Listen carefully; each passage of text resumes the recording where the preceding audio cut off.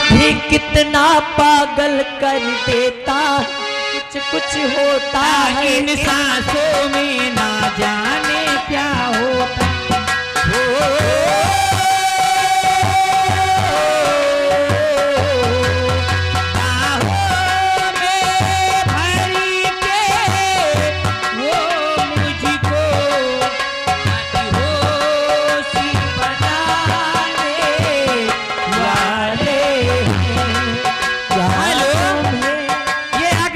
कोटेदार 20 रुपए नाम दिए भैया और फरमाइश भी की है। वो दूरी नहीं जा सकती हूँ तुमसे, पासी कभी ना आओगे, रहा दीवान जो के सामने फिर भी न देना आओगे।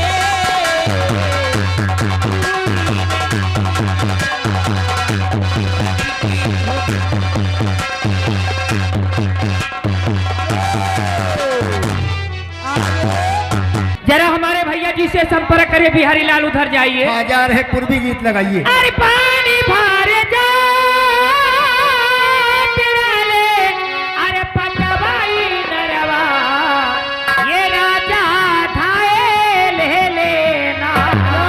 अरे हमरे गऊ ने कहो चुनरिया, हमरे गऊ चुनरिया, राजा धाए ले लेना।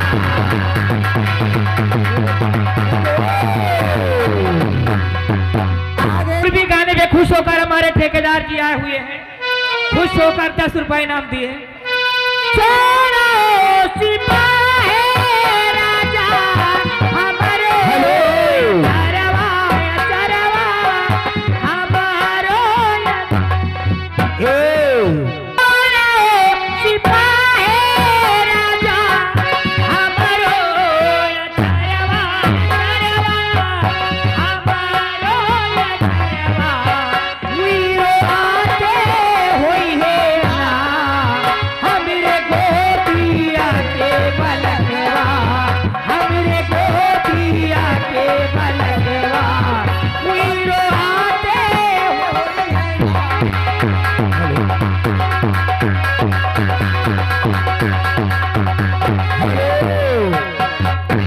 पर्दा गिराइए, ठेकेदार भैया की फरमाइश लगी। अरे गढ़ाए का परी पिया, गढ़ाए का परे, सगरो दहिया के गहनवा पिया, गढ़ावे का परे, सगरो दहिया के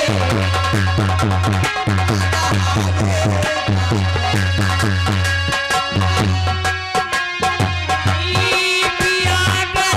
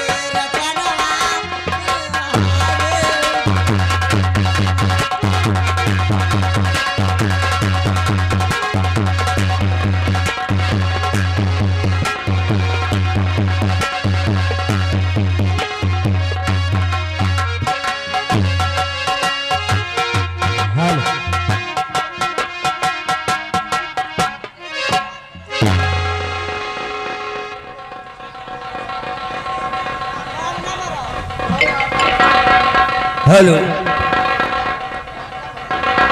हेलो, चलिए शांत हो जाइए, महान कृपा होगी। रंगमंच के दाएं बाएं वालों से पार्टी निवेदन करती है कि आप लोग अपना उचित स्थान लेकर बैठ जाएं, शांति बनाएं, शोरगुल ना मचाएं। चलिए इसी जगह ये रंगारंग प्रोग्राम पार्टी समाप्त करती है।